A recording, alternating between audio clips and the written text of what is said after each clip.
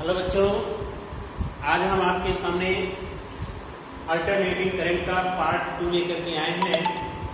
यह है different types of AC circuit, विभिन्न प्रकार के एसी परिपथ हैं, पार्ट 2। ठीक है, प्रत्यावर्ती धारा में जो है आज विभिन्न प्रकार के परिपथों के बारे में आज हम आपको बताएंगे। तो आइए स्टार्ट करते हैं। सबसे पहला परिपथ होता है, ये ध्यान दीजिएगा, जब परिपथ में केवल शुद्ध प्रतिरोध जुड़ा हो। ध्यान दीजिएगा। तो अब इसका डायग्राम कैसे बनाते हैं, तो ये देखिएगा, इस तरीके से डायग्राम बनाते हैं। ये जो होता है एक ऐसा परिपथ होता है जिसमें केवल शुद्ध प्रतिरोध R जुड़ा होता है। क्या जुड़ा होता है? R। और ये प्रत्यावर्ती वोल्टेज का समीकरण होता है V = V0 sin omega t के बराबर होता है। तो जब हम किसी तार अथवा प्रतिरोध के सिरों को हम किसी प्रत्यावर्ती वोल्टेज की बैटरी से हम जोड़ देते हैं तो इस प्रतिरोध R में जो है धारा प्रवाहित होने लगती है। तो यदि किसी क्षण प्रत्यावर्ती वोल्टेज का समीकरण, यदि प्रत्यावर्ती वोल्टेज का समीकरण V = V0 sin omega t, इसके बारे में हमने पिछले वाले वीडियो में जो है पार्ट 1 में जो है बहुत अच्छे से मैंने समझा दिया था। जिन बच्चों को ना समझ में आया हो तो पार्ट 1 जो है लिंक पर आप डालेंगे तो लिंक पर पार्ट 1 आपका मिल जाएगा।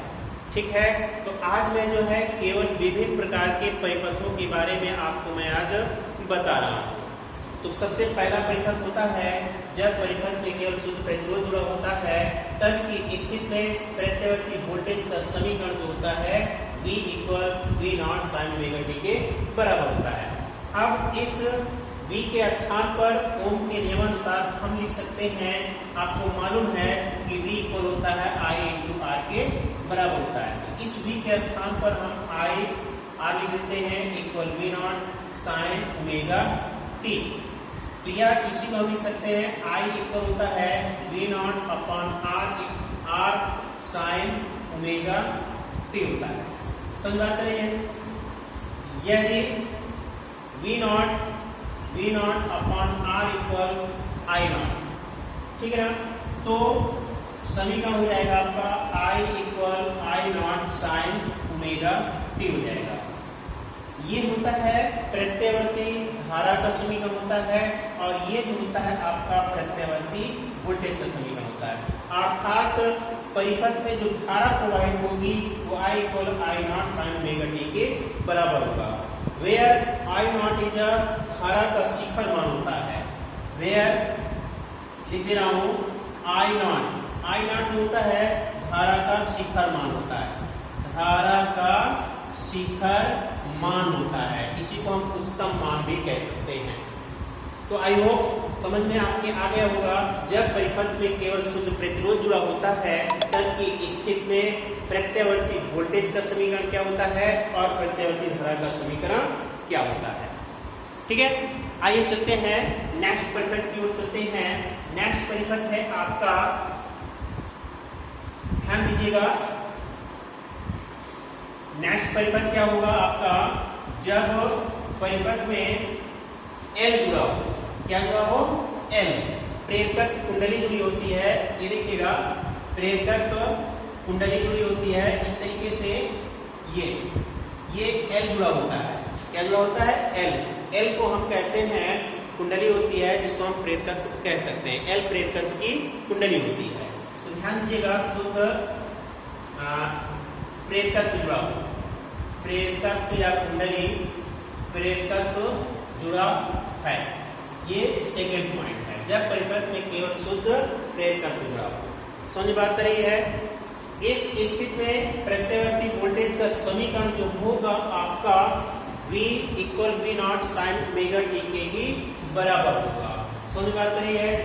जब परिपथ में केवल L जुड़ा होता है तो इस स्थिति में प्रत्यावर्ती वोल्टेज का समीकरण v not sine omega T के बराबर होता है। Understand? v equal v not sine omega T के बराबर होता है। समझ बात आ गई ना? तो ध्यान दीजिएगा, ये तब की स्थिति में है जब परिपथ में केवल प्रेरकत्व L जुड़ा होता है तब। अब इसी में बहुत ही इंपॉर्टेंट पॉइंट है प्रेरण प्रतिघात। ठीक है, ये पॉइंट है प्रेरण प्रतिघात। ध्यान दीजिएगा, प्रेरण प्रतिघात जो होता है उसको हम XL से पेश करते हैं। किसे पेश करते हैं? XL से प्रदर्शित करते हैं।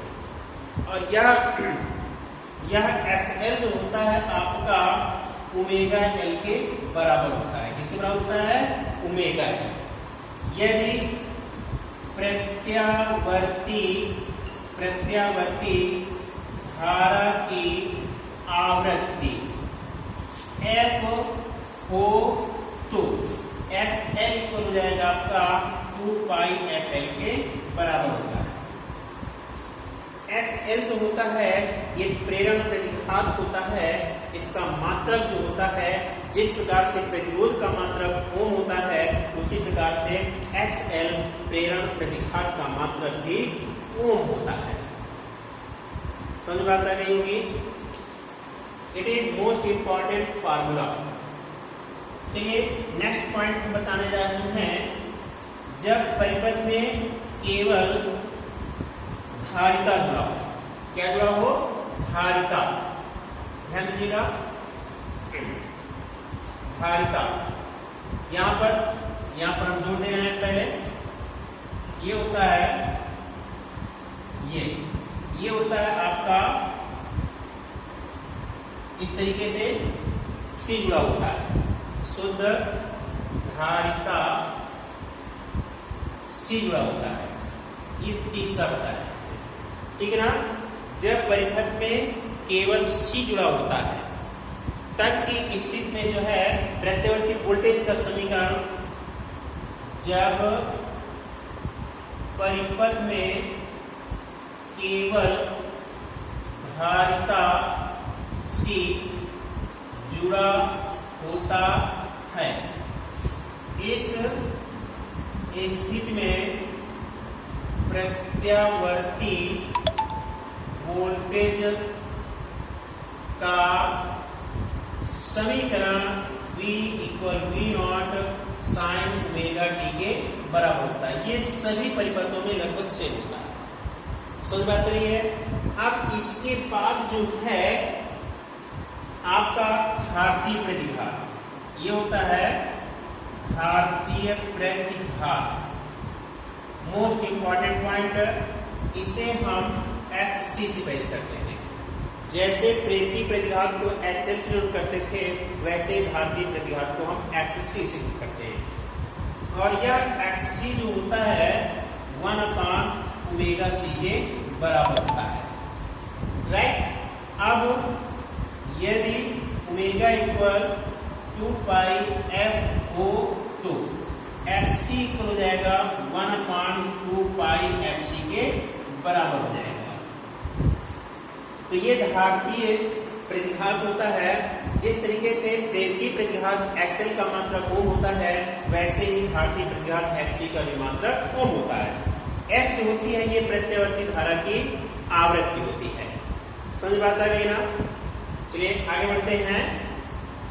तो इस तरीके से जो है ये केवल जो है L परिपथ हो गया, C परिपथ हो गया और R परिपथ हो गया। अब दो परिपथों को जोड़ करके हम बनाएंगे। अभी तक L परिपथ अलग था, C परिपथ अलग था, R परिपथ अलग था। अब दो को जोड़ करके बनाते हैं। दो को जोड़ करके कैसे बनाते हैं ध्यान दीजिएगा। जब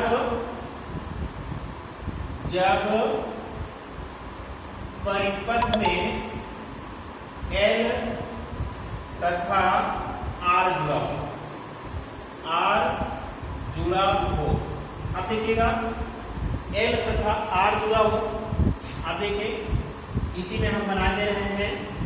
L का मतलब ये होता है कुंडली होता है इस तरीके से, और ये होता है R। ये L होता है और ये R होता है, समझ रहे ना। L के सिरों पर उत्पन्न विभवांतर VL होता है और R के सिरों पर विभवांतर VR होता है। ये देखिए समझ बात रही है।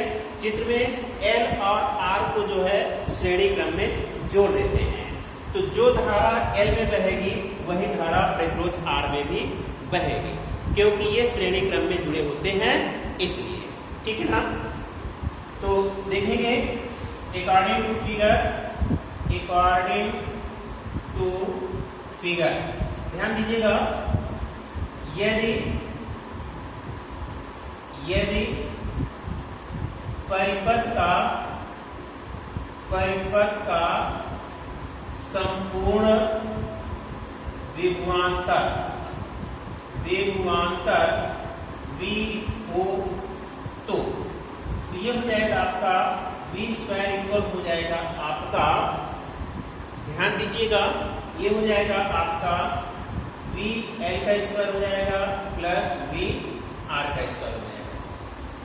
L के सिरों पर उत्पन्न विभवांतर VL है और प्रतिरोध R के सिरों पर विभवांतर VR है। अब दोनों जुड़े हुए हैं तो टोटल विभवांतर जो हो जाएगा आपका V square equal VL square plus VR square के बराबर हो जाएगा। अब ध्यान दीजिएगा, जो कि VL जो होता है आपका I into XL होता है तथा VR जो होता है I into R के बराबर होता है।